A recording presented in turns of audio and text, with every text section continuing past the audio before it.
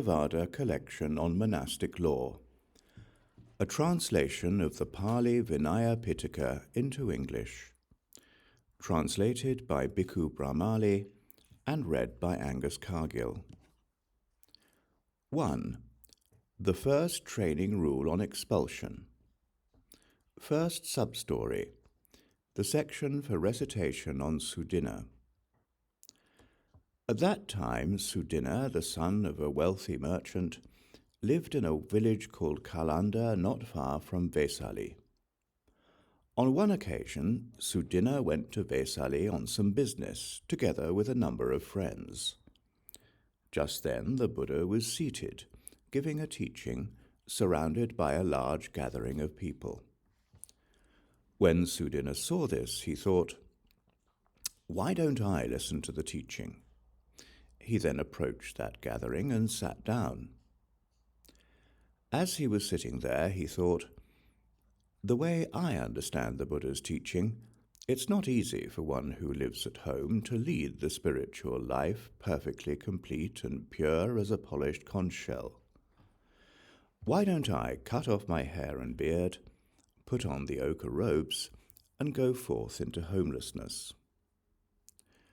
When those people had been instructed, inspired, and gladdened by the Buddha, they got up from their seats, bowed down, circumambulated him with their right sides toward him, and left. Sudinna then approached the Buddha, bowed, sat down, and told him what he had thought, adding, "Sir, please give me the going forth." "But Sudinna, do you have your parents' permission?" "No." Buddhas don't give the going forth to anyone who hasn't gotten their parents' permission.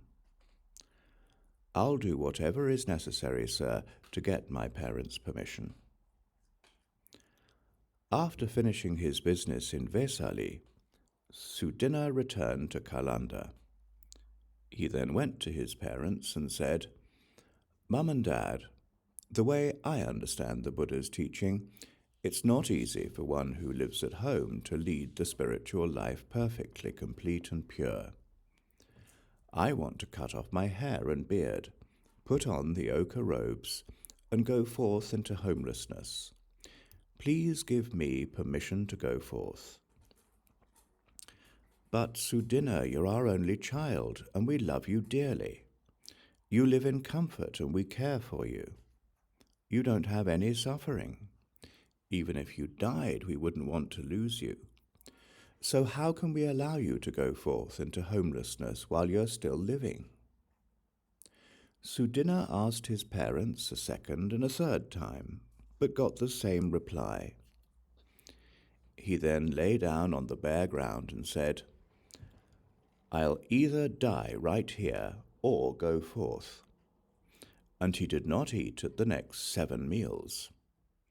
His parents repeated what they had said, adding, "Get up, Sudinna, eat, drink, and enjoy yourself. Enjoy the pleasures of the world and do acts of merit. We won't allow you to go forth." But Sudinna did not respond. His parents said the same thing a second and a third time, but Sudinna remained silent. Then Sudinna's friends went to him and repeated 3 times what his parents had said. When Sudinna still did not respond, Sudinna's friends went to his parents and said, "Sudinna says he'll either die right here on the bare ground or go forth. If you don't allow him to go forth, he'll die there. But if you allow him to go forth, you'll see him again afterwards. And if he doesn't enjoy the going forth, what alternative will he have but to come back here? So please allow him to go forth." "All right then." And Sudinna's friends said to him, "Get up, Sudinna. Your parents have given you permission to go forth." When Sudinna heard this, he was excited and joyful, stroking his limbs with his hands as he got up. After spending a few days to regain his strength, he went to the Buddha, bowed, sat down and said, "Sir, I've gotten my parents' permission to go forth. Please give me the going forth." He then received the going forth and the full ordination in the presence of the Buddha. Not long afterwards, he practiced these kinds of ascetic practices. He stayed in the wilderness, ate only alms food, was a rag robe wearer, and went on continuous alms round. And he lived supported by a certain Vajjian village. Soon afterwards, the Vajjians were short of food and afflicted with hunger, with crops affected by whiteheads and turned to straw. It was not easy to get by on alms food. Sudinna considered this and thought, "I have many wealthy relatives in Vesali. Why don't I get them to support me? My relatives will be able to make offerings and merit. The monks will get material support, and I'll have no trouble getting alms food." He then put his dwelling in order, took his bowl and robe, and set out for Vesali. When he eventually arrived, he stayed in the hall with the peaked roof in the great wood. His relatives heard that he had arrived in Vesali, and they presented him with an offering of 60 servings of food. Sudinna gave the 60 servings to the monks. He then took his bowl and robe and went to the village of Kalanda for alms. As he was going on continuous alms round, he came to his own father's house. Just then a female slave of Sudinna's relatives was about to throw away the previous evening's porridge. Sudinna said to her, "If that's to be thrown away, sister, put it here in my alms bowl." As she was putting the porridge into his bowl, she recognized his hands, feet, and voice. She then went to his mother and said, "Please be aware, madam, that Master Sudinna is back." "Gosh, if you're telling the truth, you're a free woman." As Sudinna was eating the previous evening's porridge at the base of a certain wall, his father was coming home from work. When he saw him sitting there, he went up to him and said, "But Sudinna isn't there." "What? You're eating old porridge?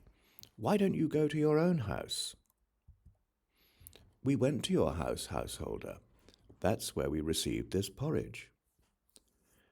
Sudinna's father took him by the arm and said, "Come, let's go home." Sudinna went to his father's house and sat down on the prepared seat. His father said to him, "Please eat, Sudinna." "There's no need. I'm done for today."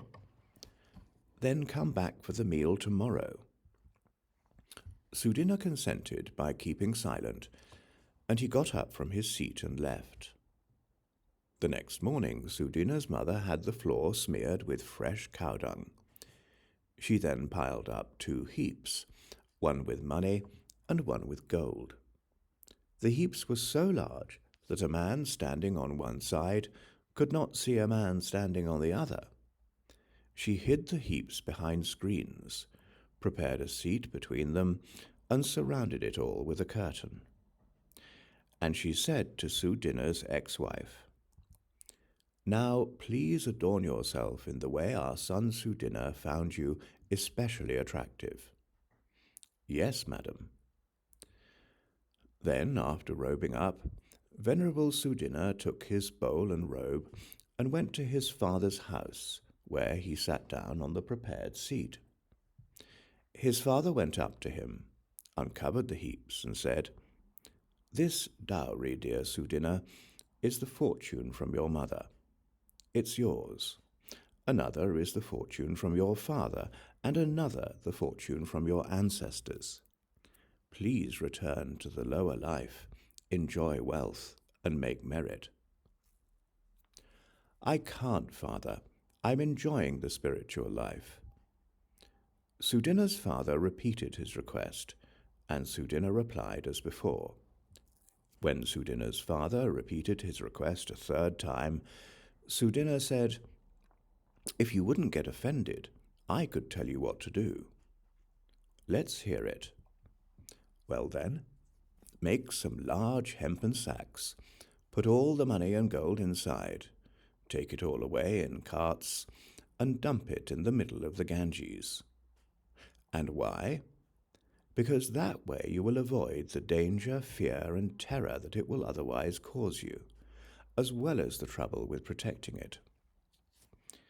His father became upset, thinking, how can our son Sudinna say such things? He then said to Sudinna's ex-wife, well then, since you were so dear to him, perhaps our son Sudinna will listen to you. Sudinna's ex-wife took hold of his feet and said, what are these nymphs like, sir, for which you practice the spiritual life? Sister, I don't practice the spiritual life for the sake of nymphs. His ex-wife thought, Sudinna is now calling me sister, and she fainted right there.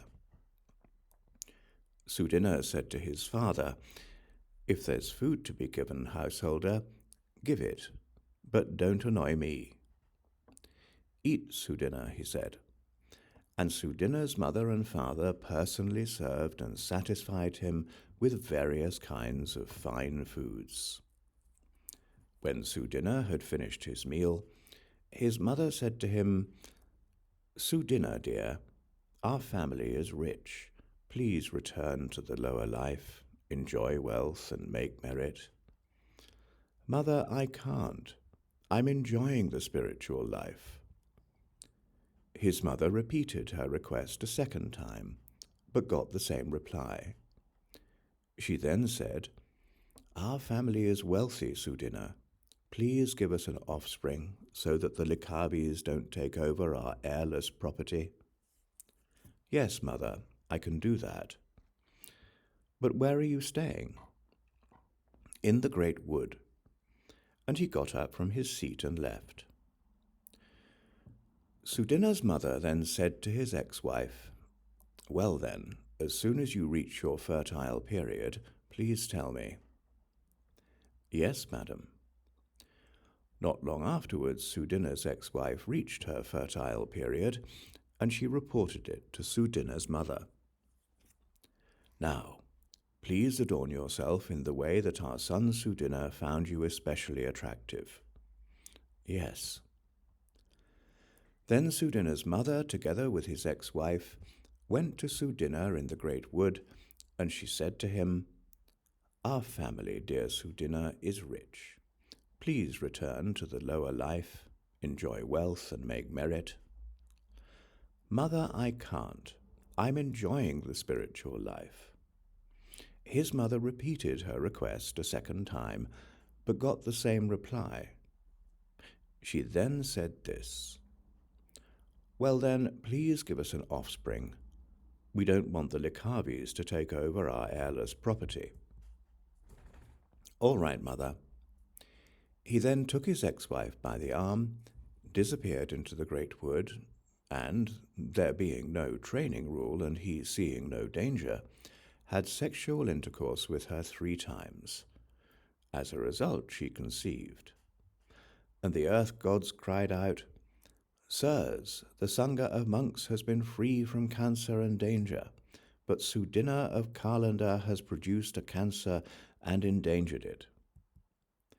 Hearing the earth gods, the gods of the 4 great kings cried out, the gods of the 33, the Yama gods, the contented gods, the gods who delight in creation, the gods who control the creation of others, the gods of the realm of the supreme beings cried out, Sirs, the Sangha of monks has been free from cancer and danger, but Sudinna of Kalanda has produced a cancer and endangered it. Thus, in that moment, in that instance, the news spread as far as the world of the supreme beings. In the meantime, the pregnancy of Sudinna's ex-wife developed, and she eventually gave birth to a son. Sudinna's friends called him Offspring, while calling Sudinna's ex-wife Offspring's mother, and Venerable Sudinna Offspring's father. After some time, they both went forth into homelessness and realized perfection. But Sudinna was anxious and remorseful, thinking, "This is truly bad for me, that after going forth on such a well-proclaimed spiritual path, I wasn't able to practice the perfectly complete and pure spiritual life to the end." And because of his anxiety and remorse, he became thin, haggard and pale, with veins protruding all over his body. He became sad, sluggish, miserable and depressed, weighed down by remorse. The monks who were Sudinna's friends said to him, "In the past, Sudinna, you had a good colour, a bright face, clear skin and sharp senses. But look at you now. Could it be that you are dissatisfied with the spiritual life?" "I am not dissatisfied with the spiritual life, but I've done something bad. I've had sexual intercourse with my ex-wife. I'm anxious and remorseful because I wasn't able to practice the perfectly complete and pure spiritual life to the end." "No wonder you're anxious, Sudinna. No wonder you have remorse. Hasn't the Buddha given many teachings for the sake of dispassion, not for the sake of lust, for the sake of freedom from bondage, not for the sake of bondage, for the sake of non-grasping, not for the sake of grasping? When the Buddha has taught in this way, how could you choose lust, bondage, and grasping? Hasn't the Buddha given many teachings for the fading away of lust, for the clearing away of intoxication, for the removal of thirst, for the uprooting of attachment, for the cutting off of the round of rebirth, for the stopping of craving, for fading away, for ending, for extinguishment? Hasn't the Buddha in many ways taught the abandoning of sensual pleasures, the full understanding of the perception of sensual pleasures, the removal of thirst for sensual pleasures, the elimination of thoughts of sensual pleasures, the stilling of the fever of sensual pleasures? This will affect people's confidence and cause some to lose it." After rebuking Sudinna in many ways, they told the Buddha. The Buddha then had the Sangha of monks gathered and questioned Sudinna, "Is it true, Sudinna, that you had sexual intercourse with your ex-wife?" "It's true, sir." The Buddha rebuked him. "Foolish man, it's not suitable, it's not proper, it's not worthy of a monastic, it's not allowable, it's not to be done. How could you go forth on such a well-proclaimed spiritual path and not be able to practice the perfectly complete and pure spiritual life to the end? Haven't I given many teachings for the sake of dispassion, not for the sake of lust, for the sake of freedom from bondage, not for the sake of bondage, for the sake of non-grasping, not for the sake of grasping? When I have taught in this way, how could you choose lust, bondage, and grasping? Haven't I given many teachings for the fading away of lust, for the clearing away of intoxication, for the removal of thirst, for the uprooting of attachment, for the cutting off of the round of rebirth, for the stopping of craving, for fading away, for ending, for extinguishment? Haven't I in many ways taught the abandoning of sensual pleasures, the full understanding of the perceptions of sensual pleasure, the removal of thirst for sensual pleasure, the elimination of thoughts of sensual pleasure, the stilling of the fevers of sensual pleasure? It would be better, foolish man, for your penis to enter the mouth of a highly venomous snake than to enter a woman. It would be better for your penis to enter the mouth of a black snake than to enter a woman. It would be better for your penis to enter a blazing charcoal pit than to enter a woman. Why is that? For although it might cause death or death-like suffering, It would not cause you to be reborn in a bad destination. But this might. Foolish man, you have practiced what is contrary to the true teaching, the common practice, the low practice, the coarse practice, that which ends with a wash, that which is done in private, that which is done wherever there are couples. You are the forerunner, the first performer of many unwholesome things. This will affect people's confidence and cause some to lose it. Then the Buddha spoke in many ways in dispraise of being difficult to support and maintain, in dispraise of great desires, discontent, socializing, and laziness, but he spoke in many ways of praise of being easy to support and maintain, of fewness of wishes, contentment, self-effacement, ascetic practices, serenity, reduction in things, and being energetic.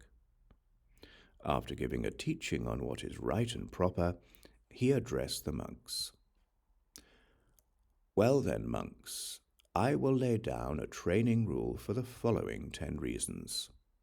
For the well-being of the Sangha, for the comfort of the Sangha, for the restraint of bad people, for the ease of good monks, for the restraint of the corruptions relating to the present life, for the restraint of the corruptions relating to future lives, to give rise to confidence in those without it, to increase the confidence of those who have it, for the longevity of the true teaching, and for supporting the training.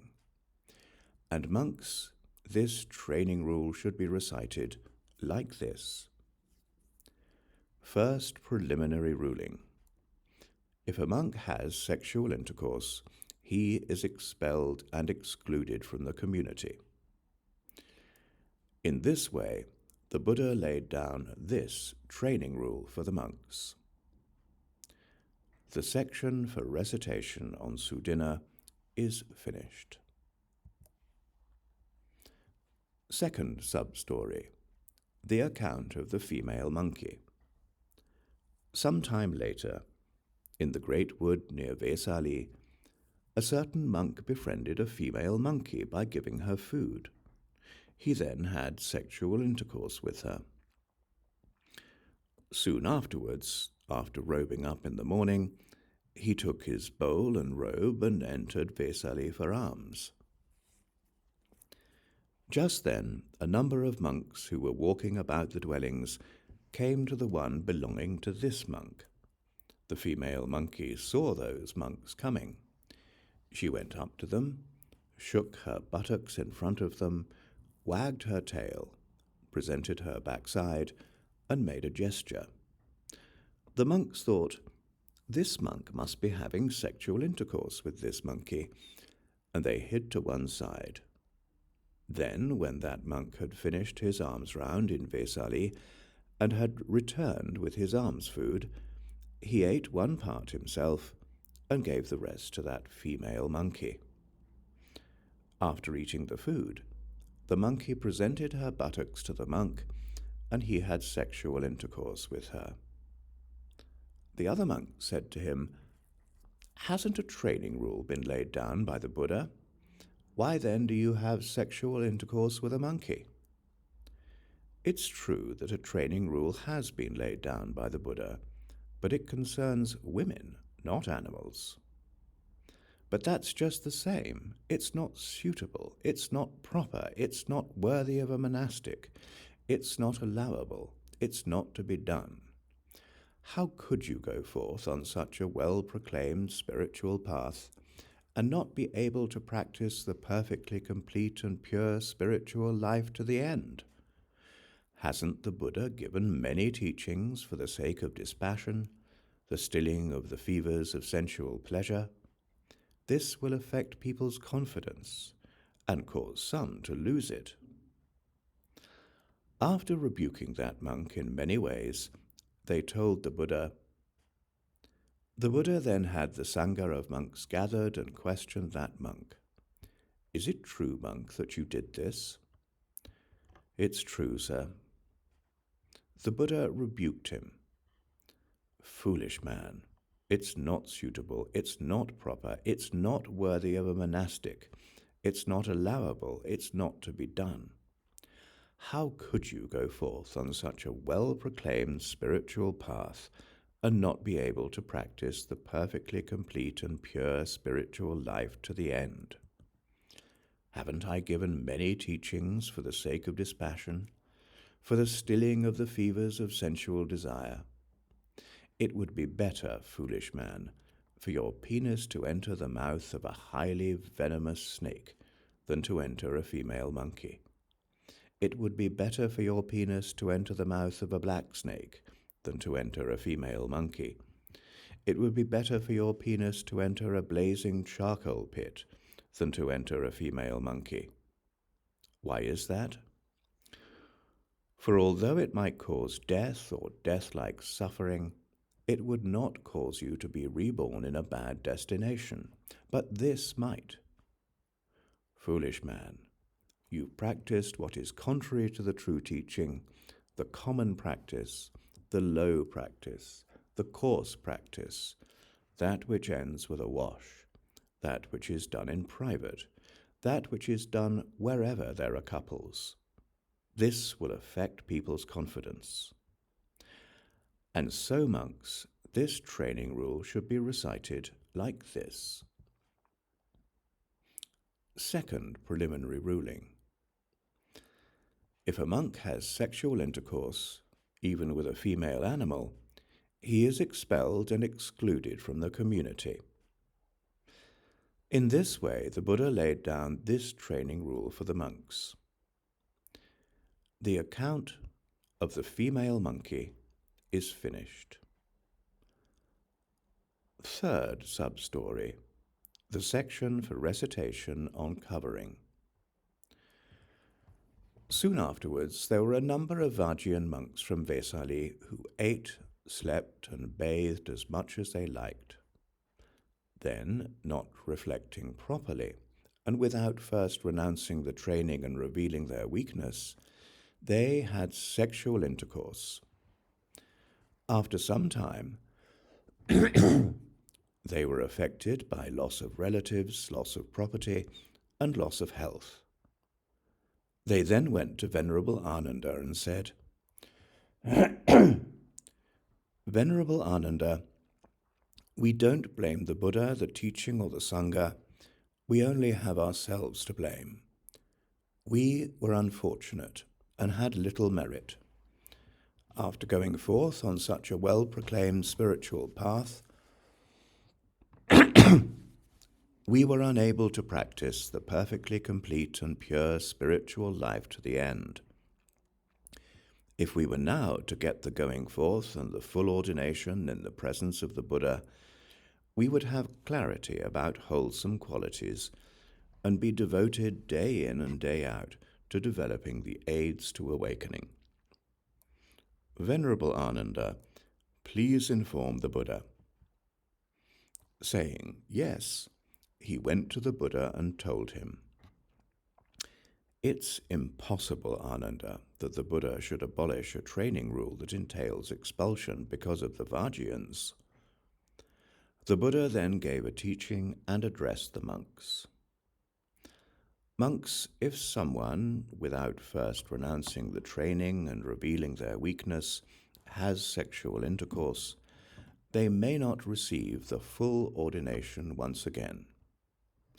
But monks, if someone has sexual intercourse after first renouncing the training and revealing their weakness, they may receive the full ordination once again. And so, monks, this training rule should be recited like this. Final ruling. If a monk, after taking on the monk's training and way of life, without first renouncing the training and revealing his weakness, has sexual intercourse, even with a female animal, he is expelled and excluded from the community.